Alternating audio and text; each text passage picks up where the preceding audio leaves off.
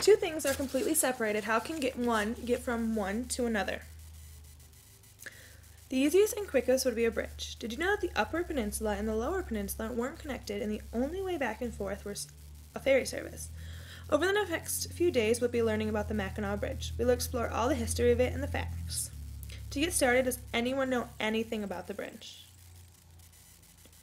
Well, let's know some quick facts. It's the third longest suspension bridge in the world. Something from Michigan is ranked number 3. Also, to get across the bridge, it costs $3 per car, which is pretty cheap. If you're afraid to cross the bridge, you're known as a Timmy, and the security will say over their walkie-talkies, "We got ourselves a Timmy." The bridge is so efficient, which means fast and gets everything done fast. It allows 6,000 cars to pass in an hour. What is a suspension bridge?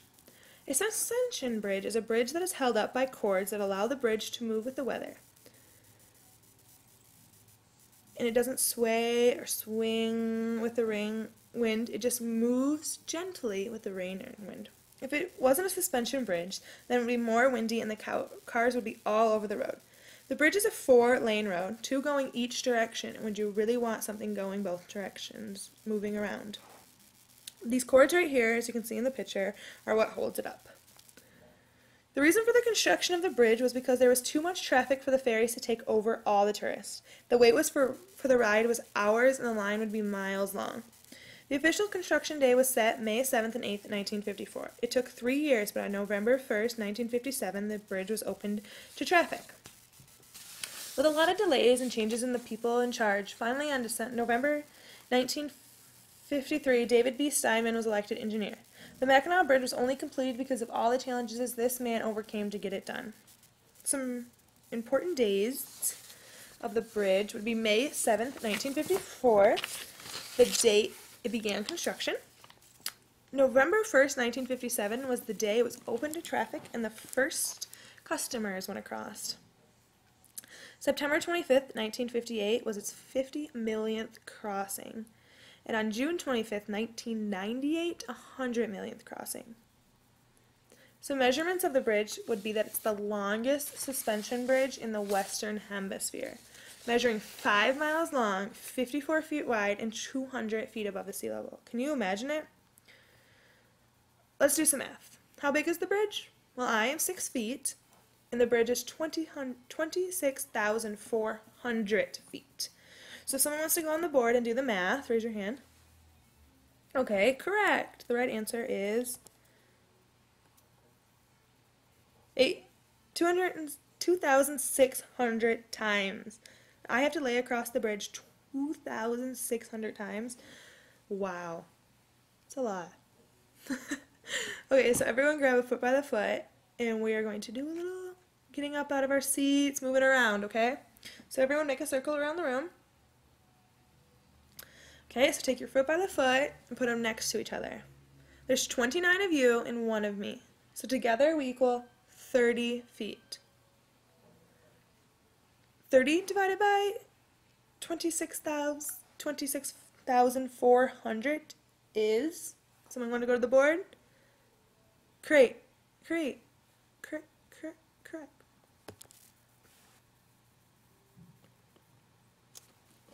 Two things are completely separated. How can we get from one to another? The easiest and quickest would be a bridge. Did you know that the Upper Peninsula and the Lower Peninsula weren't connected and the only way back and forth was a ferry service? Over the next few days, we'll be learning about the Mackinac Bridge, and we'll explore the history and all of its facts. To get started, does anyone know anything about the bridge? Well, let's know some quick facts. It's the third longest suspension bridge in the world. Something from Michigan is ranked number 3. Also, to get across the bridge, it costs $3 per car. That's really cheap to get across a 5-mile stretch. If you're afraid to cross the bridge, you are known as a Timmy, and the security will say over their walkie-talkies, "We got ourselves a Timmy." The bridge is so efficient it allows 6,000 cars to pass in an hour. What is a suspension bridge? A suspension bridge is a bridge that is held up by cords that allow the bridge to move with the weather. It doesn't sway or swing or move like that. It just moves with the wind and changes in temperature and weight. The bridge is a 4-lane road, 2 going each direction, and safety of the bridge depends on the suspension. We don't want a bridge or the wind moving the car so much that the car goes into another lane. The reason for the construction of the bridge was because there was too much traffic for the ferries to take over all the tourists. The wait for a ride was hours and lines would be miles long. The official construction day was set May 7th and 8th, 1954, and it took 3 years. But on November 1st, 1957, the bridge was open to traffic. Dr. David B. Steinman was elected engineer on January 1953. The Mackinac Bridge was only completed because of all the challenges this man overcame to get it done. Some important dates for the Mackinac Bridge to remember would be May 7th, 1954, the date of official construction. Also, November 1st, 1957, 3 years later, it was open to traffic. On September 25th, 1958, it had its 50 millionth crossing. And 40 years later, on June 25th, 1998, 100 millionth crossing was recorded.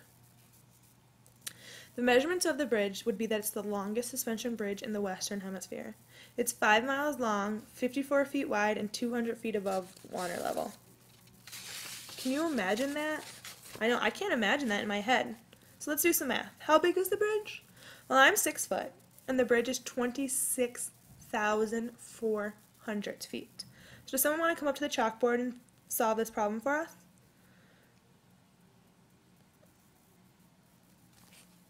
Correct.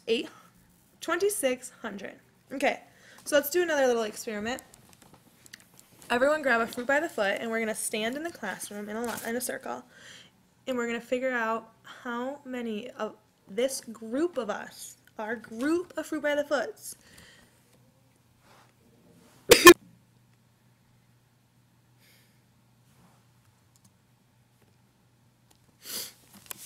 okay, so if there's 29 of you and 1 of me, that's 30. So let's divide 26,400 by 30. Someone want to come to the chalkboard and solve that one? That's correct. 880 of this group of us would be scratched across the Mackinac Bridge. Let's do another one. A football field is 320 feet. So if someone has to come up to the chalkboard and figure that one out. Correct. 82. 82 football fields could be playing on the Mackinac Bridge if we had them stretched out. It's huge. Some rules and regulations on the bridge. The speed limit is 45 miles per hour. There's no U-turns and there's no passing on the bridge. Bridge personnel is always on duty to make sure that the rules are followed through because they don't want to have any accidents on a bridge that is 200 feet above the ocean or the lake.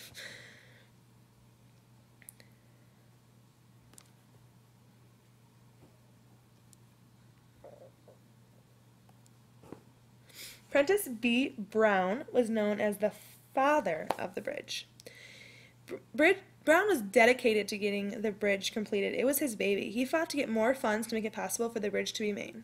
Halfway through the bridge's completion, there was a lull because there wasn't even enough money to pay any of the workers. So Prentice B. Brown had to go in front of a committee and tell them why he needed this money to get this bridge across. He knew that this bridge was necessary for Michigan. Every year on Labor Day, there's an annual bridge walk. It starts in St. Louis and ends in Mackinac City.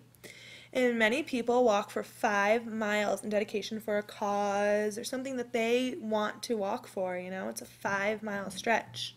Does anyone know any causes? Okay, a cause can be a fight to end world hunger or something a little closer to home. Someone's sick and you want to show them support by walking this 5-mile stretch together. So I found this interesting little story, and I'm going to draw 6 to see who gets to read each part. Okay. I'm Spider Jack of the Mighty Mac, and my story starts generations back. My great-great-great-great-grandpappy lived on land, and he was pretty happy. He was hanging in his web, just waiting for some lunch, when he heard a big boom, a bang, and a crunch. He crawled on toward the racket to the top of the ridge and saw on the lake they were building a bridge. He may have felt a kinship to his fellow engineers, spanning a great distance as he had all his years. But as the story goes, he was never quite the same. He was drawn to the bridge like a moth to a flame. He hurried back home, hugged and kissed his wife, and said, "Let's pack our bag, honeys, and start a new life." They were a hardy couple with staying power, fighting the wind all the way to the first tower. That was way back in 1957, and Jack proclaimed it's their own piece of heaven. Now there's over 1,000 in our little clan. We all have nests just about mid-span. So the next time you're crossing the mighty Mac, be sure to give a wave to the family of Spider Jack. Okay, so now it's your turn to tell me what you liked about this presentation, what you learned, what you found fascinating. It's your turn to grab the mic. You teach me something.